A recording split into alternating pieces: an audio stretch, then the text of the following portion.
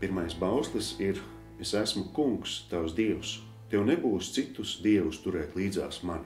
Un redzam, ka tas ir ne tikai teoretisks, bet arī ļoti praktisks bauslis, jo mēs Dieva vietā bieži liekam kaut ko citu un bieži iekrītam dažādās atkarībās un bieži mums ir kaut kas svarīgāks par Dievu.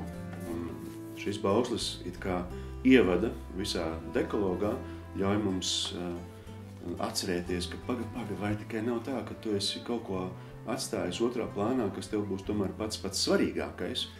Un tad reizē arī ar šo bausli mēs saņemam tādu norādi, ka nedrīkst pielūgt citus dievus un dievības no zemes elkus, kā arī pilnībā veltīt sevi kādam pasaulīgam labumam, piemēram, ka mēs pilnībā nododamies naudas pelnīšanai vai varai, man pats galvenais būtu tādu varu iegūt pār visu pasauli, vai panākumiem, skaistumam, jaunībai un tam līdzīgi.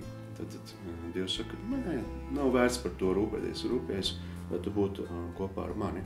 Un arī aizliedz būt mājticīgam, jo tad mēs kļūstam par tādiem kā mājticības vergiem. Tu brauc kaut kur, pārskrien melns kaķis pāri, oi, jāgriežas apakaļ, man būs noteikti nelaime. Nepievērstam uzmanību, darbojas tālāk. Un arī Jukats saka, nepievērsties ezotērikai, maģijai un okultismam, kā arī nodarboties aizliedz ar zīlēšanu un spiritismu.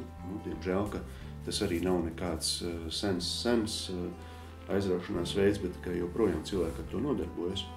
Un mēs nedrīkstam arī izaicināt Dievu ar vārdiem un darbiem. Piemēram, oi, Dievs man palīdzēs, Dievs, tu man vari palīdzēt, un kaut kādas tā kā šantāžas vai tādus izaicinājumus.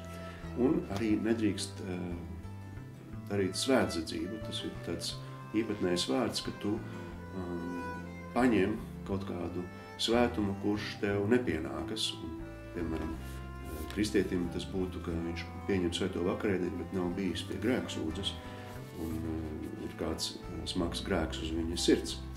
Un arī interesanti tā pēdējā lieta – iegūt garīgo varu, izmantojot korupciju un apgānīt to, kas ir svēts, veicot garīgo labumu pirkšanu vai pārdošanu. Tā ir simonija.